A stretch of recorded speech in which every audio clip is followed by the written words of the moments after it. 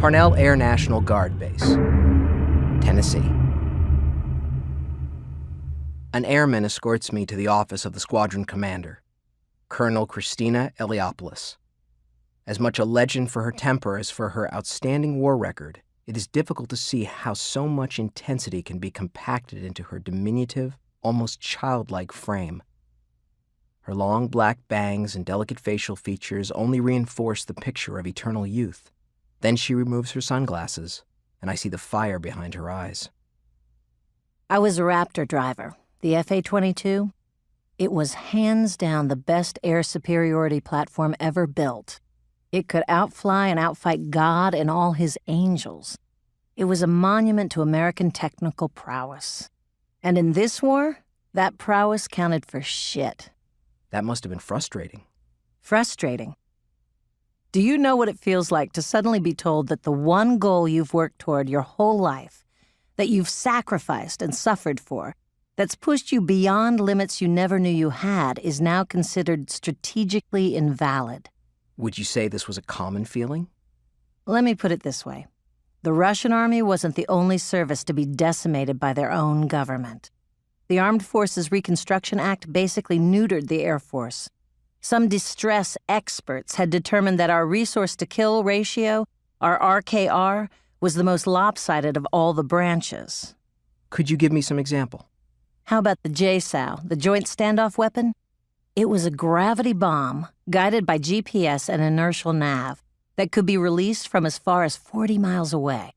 The baseline version carried 140 Blue 97B submunitions, and each bomblet carried a shaped charge against armored targets, a fragmented case against infantry, and a zirconium ring to set the entire kill zone ablaze. It had been considered a triumph, an unparalleled war winner, until Yonkers.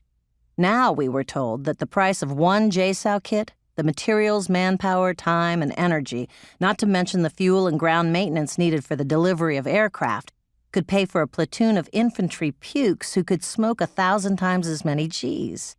Not enough bang for our buck, like so many of our former crown jewels. They went through us like an industrial laser. The B-2 Spirit's gone. B-1 Lancers gone. Even the old buffs, the B-52 big ugly fat fellows, gone. Throw in the Eagles, the Falcons, the Tomcats, Hornets, JSFs, and Raptors, and you have more combat aircraft lost to the stroke of a pen than to all the SAMs, flak, and enemy fighters in history. At least the assets weren't scrapped, thank God. Just mothballed in warehouses or that big desert graveyard at Amark. Long-term investment, they called it. That's the one thing you can always depend on. As we're fighting one war, we're always preparing for the next one. Our airlift capacity, at least the organization, was almost left intact. Almost? The Globemasters had to go. So did anything else powered by a gas-guzzling jet. That left us with prop-powered aircraft. I went from flying the closest thing to an X-wing fighter to the next best thing to a U-Haul. Was that the main mission of the Air Force? Airborne resupply was our primary objective, the only one that really counted anymore. She points to a yellowed map on the wall. The base commander let me keep it after what happened to me. The map is of the wartime continental United States. All land west of the Rockies is shadowed in light gray. Amongst this gray are a variety of colored circles. Islands in the Sea of Zack. Green denotes active military facilities. Some of them had been converted into refugee centers. Some were still contributing to the war effort. Some were well defended but had no strategic impact. The red zones were labeled offensively viable. Factories, mines, power plants. The Army'd left custodial teams during the big pullback. Their job was to guard and maintain these facilities for a time when, if, we could add them to the overall war effort. The blue zones were civilian areas where people had managed to make a stand, carve out a little piece of real estate, and figure some way to live within its boundaries. All these zones were in need of resupply, and that's what the Continental Airlift was all about. It was a massive operation, not just in terms of aircraft and fuel, but organization as well. Remaining in contact with all these islands, processing their demands, coordinating with de-stress. Then trying to procure and prioritize all the materiel for each drop made it the statistically largest undertaking in Air Force history. We tried to stay away from consumables, things like food and medicine that required regular deliveries. These were classified as DDs, dependency drops, and they got a backseat to SSDs, self-sustaining drops like tools, spare parts, and tools to make spare parts. They don't need fish, Sinclair used to say. They need fishing poles. Still, every autumn we dropped a lot of fish and wheat and salt and dried vegetables and baby formula. Winters were hard. Remember how long they used to be? Helping people to help themselves is great in theory, but you still gotta keep them alive.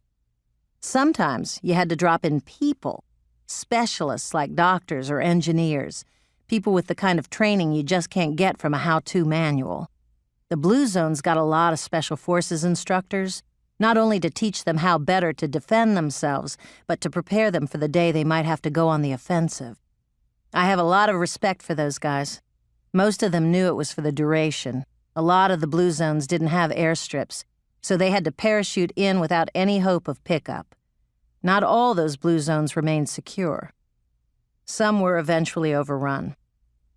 The people we dropped in knew the risks they were taking. A lot of heart, all of them. That goes for the pilots as well. Hey, I'm not minimizing our risks at all. Every day we had to fly over hundreds, in some cases thousands of miles of infested territory. That's why we had purple zones. She refers to the last color on the map. The purple circles are few and far between. We set these up as refuel and repair facilities. A lot of the aircraft didn't have the range to reach remote drop zones on the East Coast if in-flight refueling assets weren't available. They helped reduce the number of ships and crews lost en route. They brought our fleet survivability up to 92%. Unfortunately, I was part of the other 8. I'll never be sure what exactly brought us down.